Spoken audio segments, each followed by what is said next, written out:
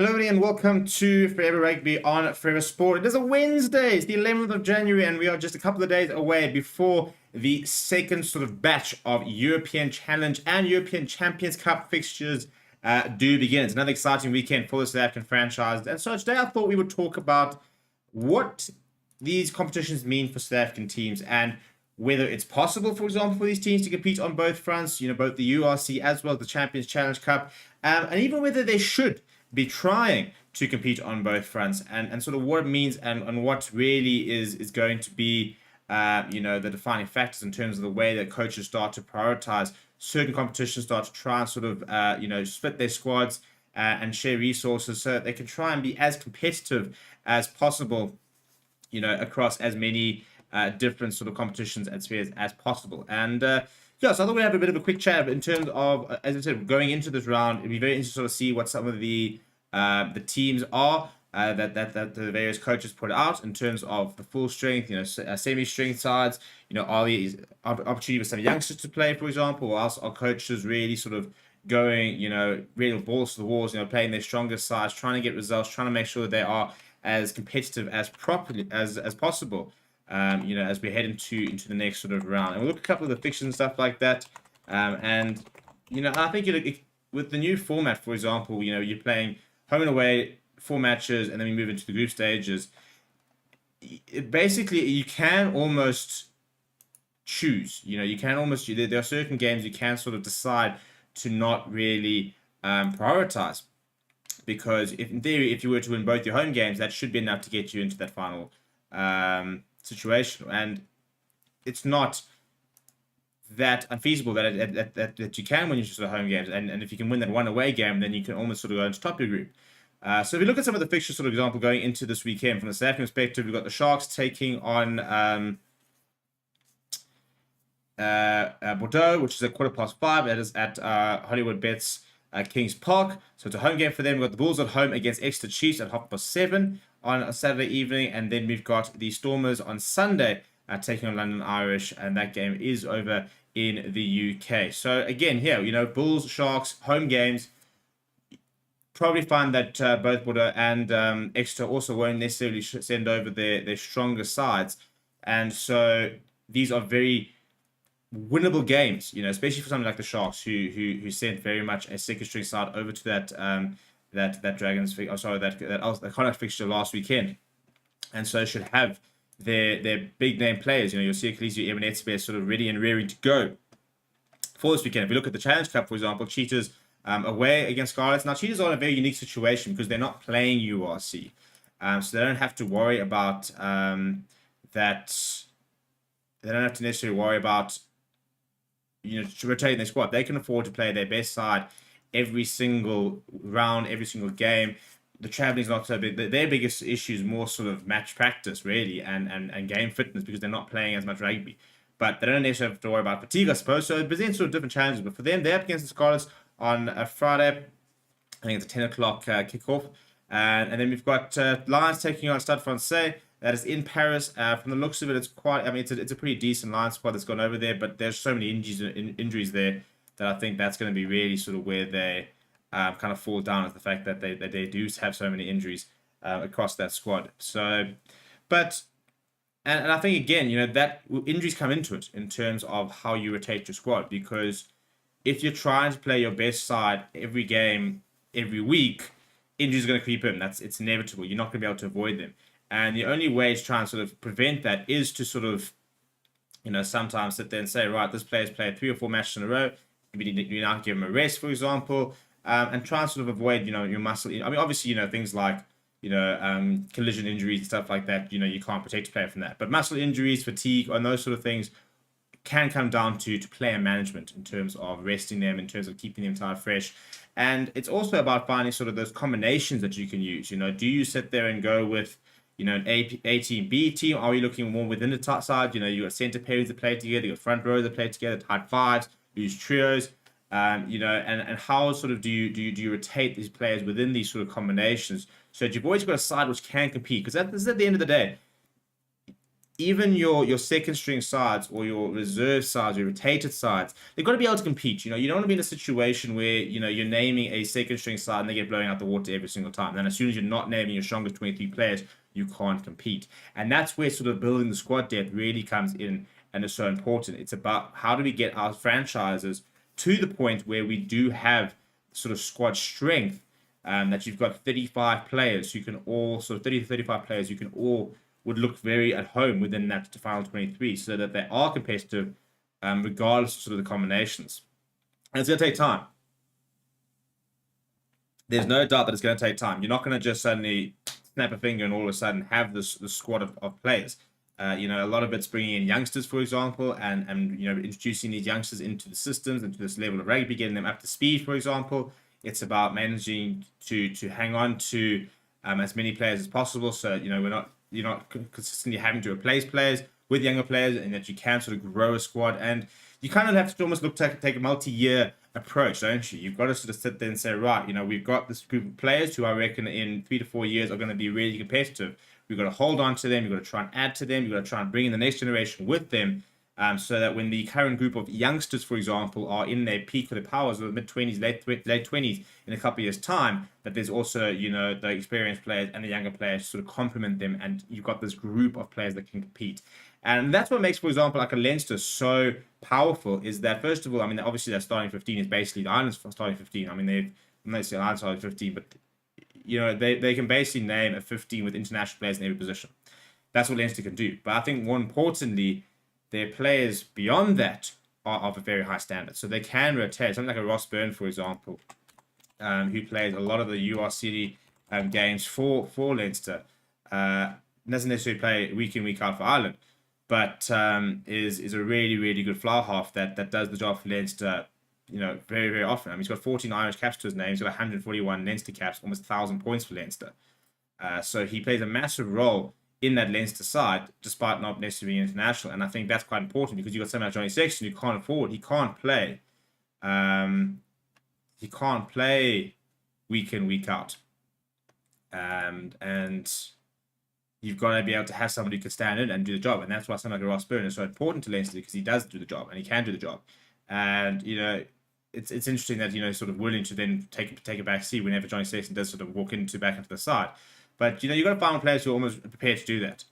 And that's how you can really build that sort of squad depth. So I want to put a poll in the comments. We did this on Monday. But which competition should SA sides focus on? I'm going to go URC or Europe. And if it's going to get anything like Monday, then I know he's going to win. But let's throw it out there. Maybe we can maybe a little bit of a different result. Vic's saying, I think for now teams must pick a favorite competition, but still build a second team to try and be competitive in both, like Leinster. Etienne saying, in SA we can't play our B teams and win. Stormers will get smacked. Also must win for us this weekend. The Stormers. Angela saying, do you think we are more likely to win the URC or Heineken Cup? I think realistically the URC is probably where we're more likely to win. I think, we've got a much better chance of getting those sort of that home advantage, really sort of pressing it through. For example, the Stormers, managed to come second, Leinster not getting to the final, therefore having a home quarter, semi, and a final. And there's no doubt that Stormers being at home played a massive role in them winning the URC. And the home ground advantage is massive, especially with the travel and the different conditions.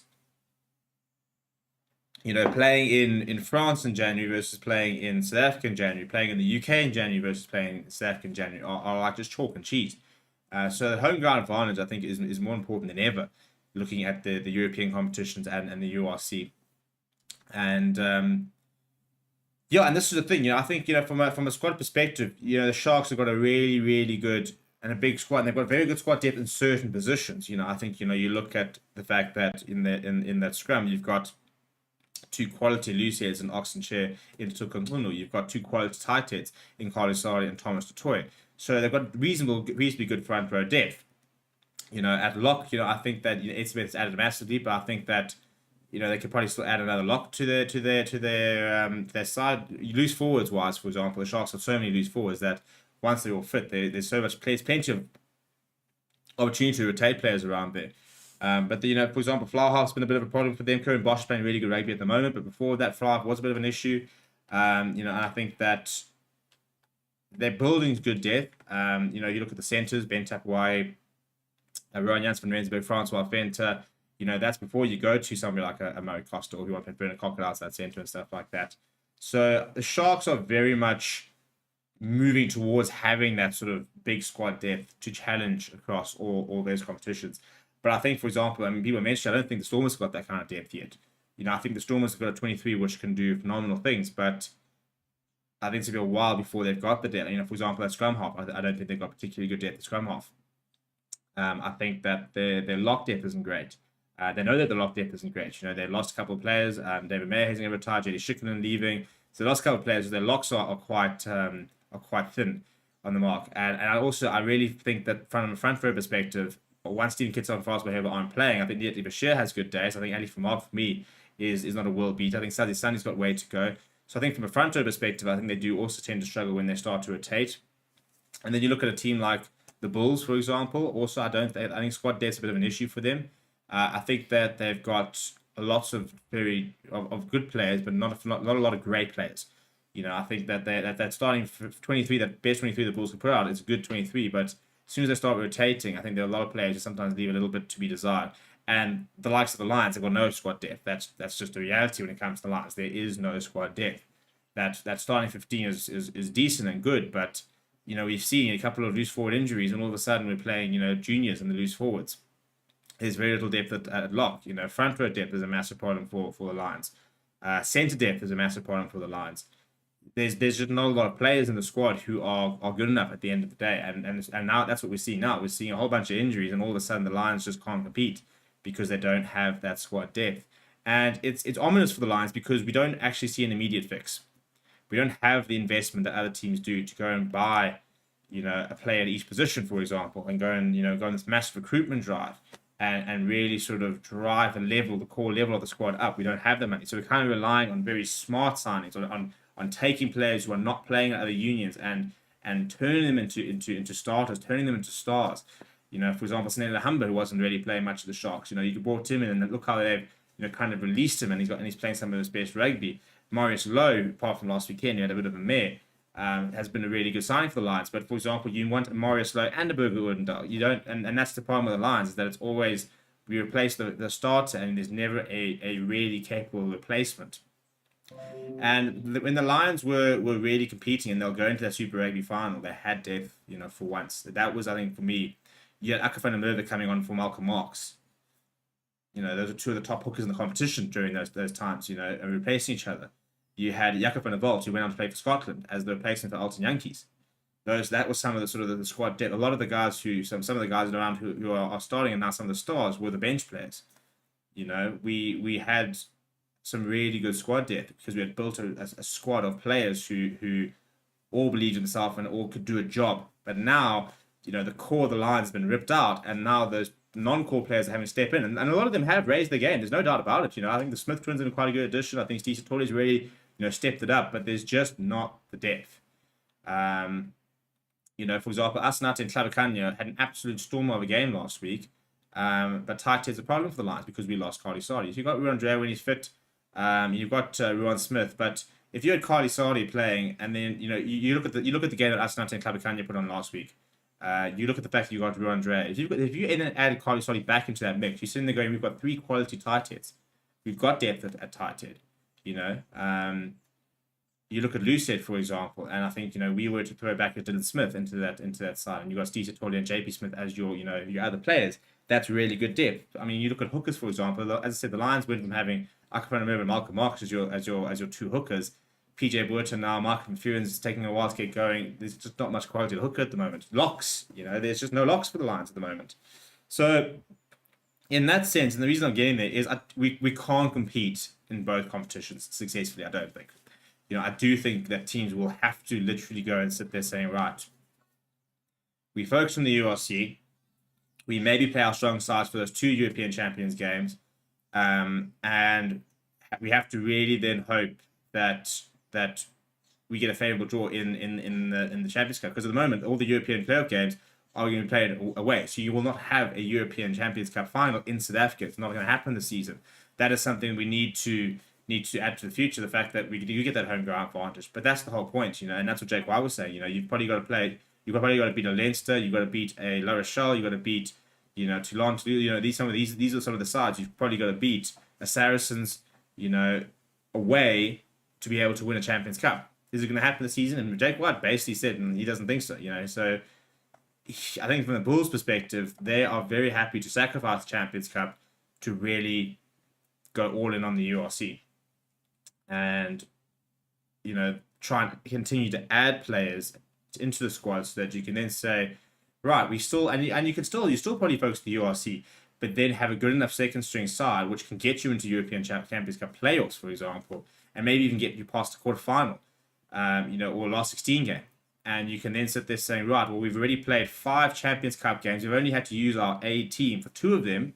We can actually now afford to bring our A team in for quarter semi-finals or semis-finals, and that's kind of, I suppose, where you want to get to, is having that depth where you can get to a certain stage of a European competition whilst resting some of your big players, and also having the depth where you can then say, right, well, we're now into the playoffs, so how do we negotiate this? And you can then sit there saying, well, listen, we're playing against maybe a Zebra or even a Scarlet or something, a side which isn't, within the top 8 of the URC. We can afford to rest some players. We can probably still get the job done so that we can use these players for the Champions Cup. And again, it comes down to draws and fixtures, because sometimes, you might have favourable fixtures, but on the other hand, you might have, for example, you might be playing Leinster in the URC, followed by a game against, like a Harlequins in the Champions Cup, followed by a away game against Stormers in the URC, and then you're sitting there going, that's 3 weeks, a lot of travel, 3 top sides. We can't, if we were to rotate, we'd probably lose players, but you can't, the top team can't do all the traveling and stuff like that. There's a lot that needs to change. The whole business class thing, the fact that players are flying economy and lots of stopovers, so that, they're losing days of practices and stuff like that. We start moving into a situation where you're getting direct flights in business class, so that, for example, you're playing on a Saturday and Sunday you're jumping on a plane and you're business classing, and you're arriving at the other end, not stiff, ready to go, and the travel, there's no time zone issue, so the travel sort of falls away. An 11, 12-hour flight. You play, for example, a 3 o'clock fixture on a Saturday, and you can get a late flight that Saturday night. It means you've landed, if it's a direct flight, you've landed wherever you are on Sunday. Sunday is a day for recovery. By Monday, you can be back on the field, and you haven't lost anything. So they've got to sort out the travel as well. There's a number of factors, but it's interesting because the poll is a lot closer than I thought it was going to be compared to the one on Monday in terms of which competition should teams focus on. But going to some of the comments. Ati van Beek saying Europe playoff games will only all be played abroad. Best to focus on URC. Simply participating in the Champions Cup is good enough. Vic saying the Sharks need to buy Clavacania or Cock to replace Thomas Toy, who is leaving. He should say, who can we host finals to be in the top position like Sharps? It's just the way that it's sort of the agreement at the moment. But Vic saying, honestly, I think physically and defensively the Sharks B team was good. Their problem was the same problem the SAA squad stuff from lack of tactical execution from the A team, like the A team. Sean Farrell saying, I thought the Cheetahs would be the best to compete because they play less games. Mr. Boss saying, ladies focus on both URC and Europe. We need to improve our coaching, especially our youth coaching. That's where the problem is. Bertrand Max was saying, depends on the franchise, 100%, because, as I said, like the Lions don't have the depth, but some franchises might have the depth. Sean saying, remember SA have never played in 2 tournaments. The most was only 1. They will get the hang of it. David says, Leinster's schedule is always so favourable. Don't travel to SA until the end of the season. So by the time they go on tour to SA, they can send their B team. Damien said, Cock is rumoured to be coming to the Sharks. Yeah, look, I don't think it's literally a case of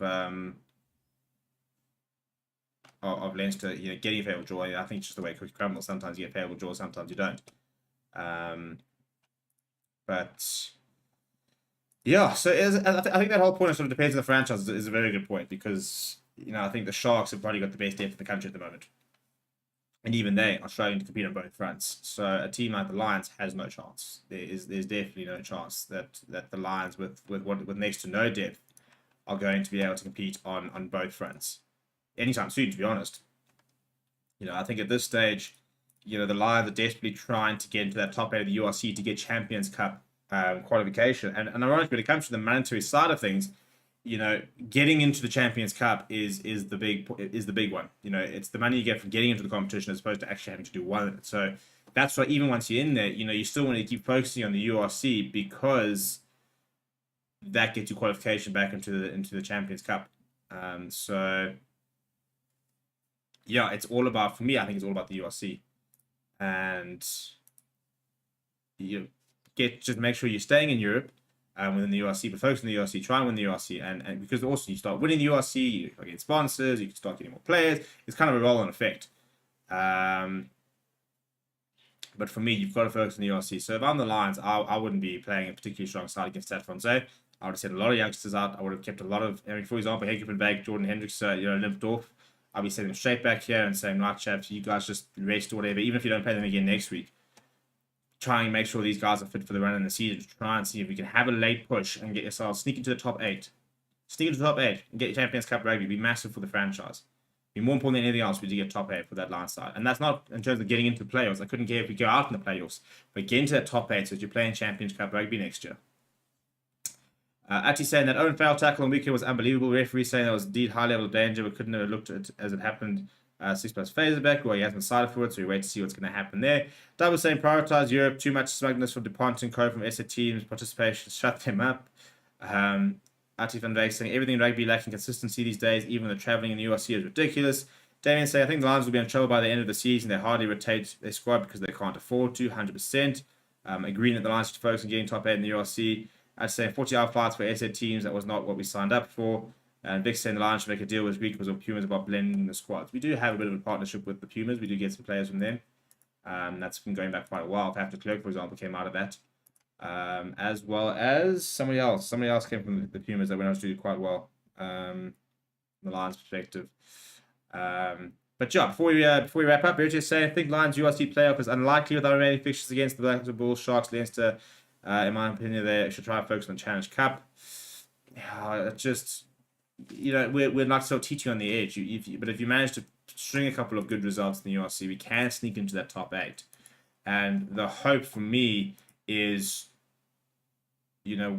whilst when we get towards the last stage of the competition, for example, Leinster are so far ahead they might afford to rotate. Other teams could also be retained towards the end of the competition because also they've got European Champions Cup semis and the quarters and stuff like that. So there, I'm hoping the Lions might be able to pick up a couple of extra wins towards the end of the season. So yeah, I just can't see us giving up on the URC because that European Champions Cup qualification would be so important, could be so important for the Lions as a franchise to get some money in, to try and attract some more sponsors and stuff like that, and to try and sort out the mess that we're in. Because we're on a mess. There's no doubt about it. It's not. It sounds very harsh, but it's the reality. The Lions are not in a particularly good situation right now. They've got to sort out a lot of things. Structurally, in terms of player recruitment and stuff like that, and getting Champions Cup rugby would go a long way towards helping that. Yeah, we're going to wrap up there, people. A reminder that we will be live tonight for the SA20 once again. Thank you to everybody who jumped on us on the stream last night. It was a lot of fun. We're going to have the same team with you tonight. It was a couple of technical difficulties last year. But yeah, guys, all I just want to say is that I really do appreciate all the support. But also, please can you try and support us in our other sports and stuff like that. At the end of the day, this channel can only keep on going if it becomes viable, and adding sports, adding a bigger offering is essential to us trying to make sure this is all viable and we can keep doing these shows, we can keep doing all the content we put out. So a big shout out to all of you guys for the support and stuff like that. But yeah, please do jump on a cricket stream, even if you're not massive cricket fans. Maybe it can help you get into it, and add to your sports passion. We're gonna end the poll. We asked which competition should SSIs focus on. 66% of people saying Europe, only 33% saying URC, which I think is very interesting and very different to what we did on Monday when we did the poll. So there we go. Some people saying we should focus on Europe. I'm not convinced. I think the URC has to be the priority and the only priority, and that we'll contest in Europe in a couple of years' time, and take a long-term view towards being competitive in these various competitions, because the reality is on a short term we're going to struggle. But thank you very much. Please do smash like on there. Please do subscribe to the channel as well. We're trying to get ourselves to 25,000 subscribers, and then really sort of launch as the year goes on. But so if you haven't subscribed, please do, and I'll see you guys all later for some cricket. Apart from that, thank you, and we'll see you guys. If you're not going to join in the cricket, I'll see you guys tomorrow for the show once again, and then lots of watch-alongs for the rugby this weekend. So plenty of action to come.